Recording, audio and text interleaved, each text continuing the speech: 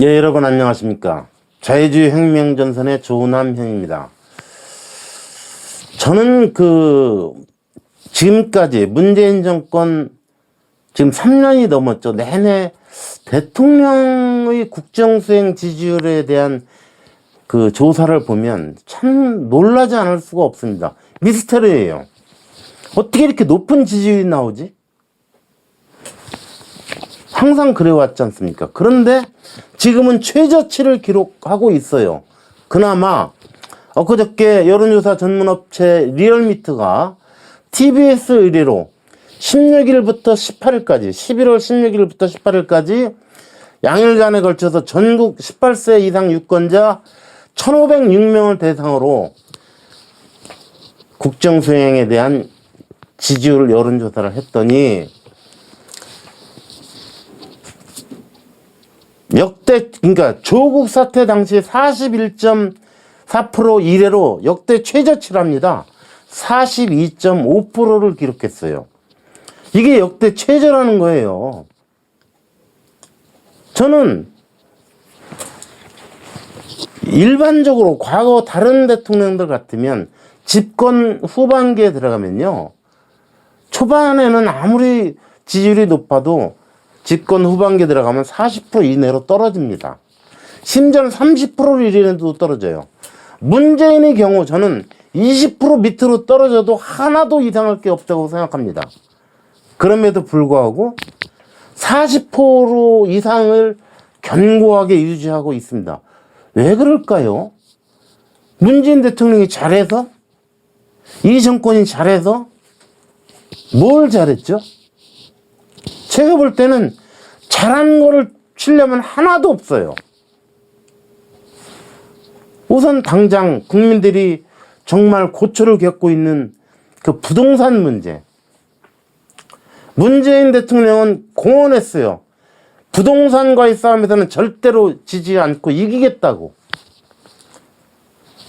오만입니다.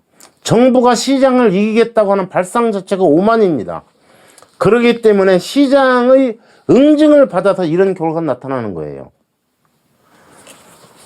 전월세 안정시키겠다 그래서 서민 삶에 보탬이 되겠다고 했는데 오히려 더 전월세가 자취를 감춰버리고, 그러니까 값은 하늘 높은지 모르고 치솟고 그나마 아예 구할 수도 없고, 그러자 덩달아 집값도 오르고, 그 바람에 지금 젊은이들은 집을 구할 엄두조차 낼 수가 없습니다. 그런데도 젊은 층에서조차도 지지율이 높아요. 이걸 어떻게 이해해야 될까요? 그뿐입니까? 편가르기 하죠. 국민 편가르기 하죠. 외교적으로는 중국과 북한에 대해서는 비굴할 정도로 굴종적이면서 자유민주주의 우방인 이웃나라 일본, 안보상 한미일 삼각동맹체제는 중요합니다. 뿐 아니라 자유민주주의라고 하는 가치를 공유하는 나라예요. 그런데 공산당 일당 독재인 중국, 그 다음에 3대 세습 절대 왕조 체제인 북한, 민주주의와는 거리가 멀죠.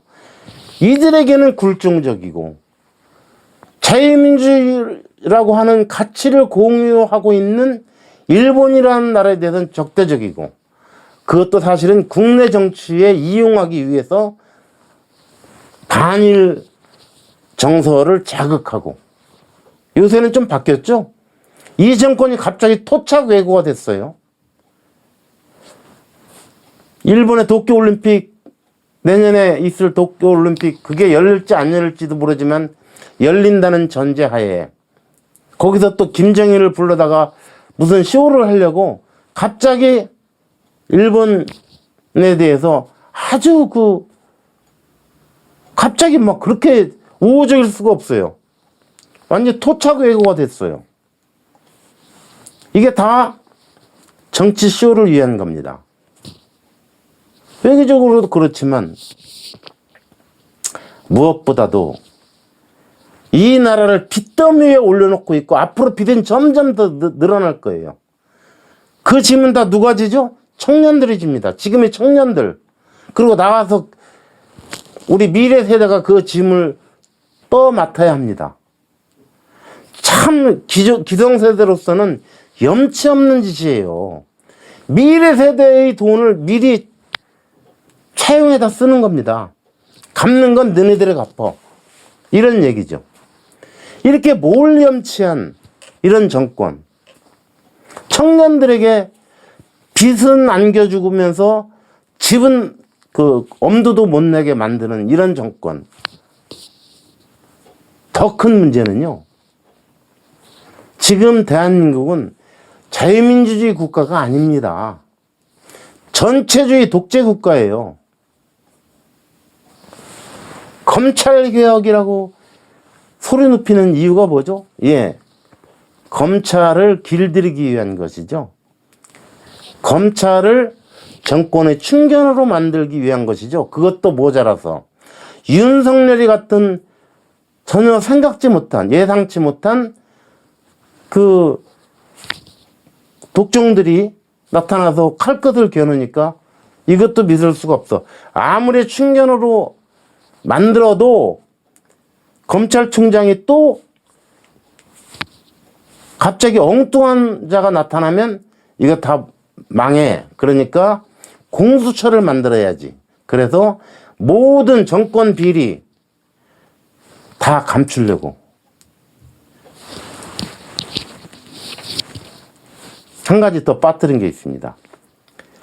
저는 정말 안타까운 게 이 정권 들어와서 원전 생태계를 세계에서 가장 우수하다는 한국의 원전 산업의 생태계를 다 파괴해버린 겁니다. 그러면서 태양광으로 인해서 중국 기업들만 돈 벌게 해주고, 그 다음에 운동권 등 친정권 인사들이 그 태양광 사업 이런 데서 온갖 비리를 통해서 돈을 벌고, 그 밖에도 라임, 옵티머스 사태 같은, 여기는 분명히 정권이 개입되어 있습니다. 그렇지 않고서는 이런 사태가 터질 수가 없어요. 수많은 사람들이 돈을 갈취해 갖고, 그리고 정권이 뒤를 봐주고, 이렇게 부도덕하고 뻔하니나 무능하고, 더 큰 문제는 오도된 가치, 잘못된 가치관으로 나라를 나락으로 끌고 가는 이런 정권. 제가 전에도 말씀드렸지만 문재인을 대통령직에서 끌어내려야 할 이유는 차고도 넘칩니다. 그런데 최저치라는 지지율이 42.5%라니요. 어떻게 이게 가능합니까? 국민들의 머릿속엔 도대체 뭐가 들어있습니까? 무슨 생각을 하고 있는 겁니까? 그래도 잘한다는 겁니까? 예. 호남인들이 지지하는 건 뭐 그럴 수 있다고 생각해요. 호남인들은 절대로 지금의 야권을 지지하지 않으니까, 지금의 민주당을 지지하니까 때문에 문재인 정권에 대한 국정수행 지지율이 호남에서 높게 나오는 건, 또는 호남 출신들에게서 높게 나오는 것은 그럴 수 있다고 칩시다. 그런데 문제는 중도층이에요. 호남이 아니면서 중도층. 원래 우리 사회가 일반적으로 생각할 때 보수 30%, 진보 30%, 중도 40%. 통상 그게 통상적인 셈법이었어요. 근데 그 중도층은 다 어디 간 겁니까? 중도층마저도 다 대깨문으로 변한 겁니까? 어떻게 최저치인 지지율이 42.5%, 어떻게 이게 가능하죠? 이러다가 또 한 번 김정은이 불러다가 쇼 한 번 하면 또 쫙 올라갈 거예요. 지금 부산시장을 앞두고 가덕도 신공항 얘기가 이제 지금 막 갑자기 가장 큰 뉴스가 돼버렸죠. 이게 오거돈 전 시장 성추문 때문에 빚어진 사건인데, 그런 선거인데, 그건 어디 온데간데 없이 사라져버리고 가덕도 신공항으로 야권이 그냥 국민의힘이 그냥 분열돼 버렸죠. TK, PK 뭐 이렇게 하고. 이런 국민의힘도 참 한심하기 짝이 없지만 저는 어차피 국민의힘도 기대할 바가 없어요. 진정한 자유의 가치를 깨닫지 못하는 이 국민의힘, 이거 저 자유우파 정당이라고 할 수 없습니다. 그런데 문재인 정권은 단순히 좌파가 아니에요. 전체주의를 끌고 가고 있는 그런, 이 나라가 나치스의 독일이 되지 말라는 법이 있습니까? 제가 볼 땐 이미 그리 가고 있어요. 그래서 결국은 몰락의 길로 가고 있다. 그래서 나중에 그리스나 아르헨티나나 그 베네수엘라, 그 꼴이 날 게 분명하다. 저는 그래서 정말 대한민국의 앞날을 어둡게 봅니다. 정말 걱정입니다. 국민들이 너무 몰라요. 국민들이 각성을 하지 못했어요. 아직도. 전근대적인 사고방식에 사로잡혀서 정권이 친일 프레임으로 그 반일 감정을 조장하면 거기에 휩쓸려 가고, 무슨 이벤트 하나 벌이면 그걸로 갑자기 지지율이 올라가고, 이런 국민, 저는 근본적으로 대한민국이 이렇게 몰락의 길로 가는 것은 근본적으로 국민 때문에 그렇다고 봅니다. 국민의 수준이 낮기 때문에. 원래 옛날부터 그런 말을 하죠. 정치는, 국민의 수준은 높은데 정치 수준이 낮아, 이런 말을 하죠. 그거 틀린 말입니다. 정치 수준은 그대로 국민의 수준을 반영합니다.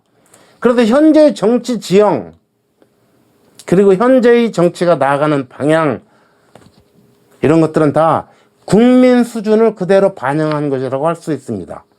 그렇기 때문에 국민이 깨지 않으면 이 나라는 희망이 없습니다. 문재인 지지율이 왜 이렇습니까? 왜 이렇게 비정상적으로 높습니까? 최저치라는데도. 국민이 깨어나야 합니다. 예, 오늘 여기까지 하겠습니다. 감사합니다.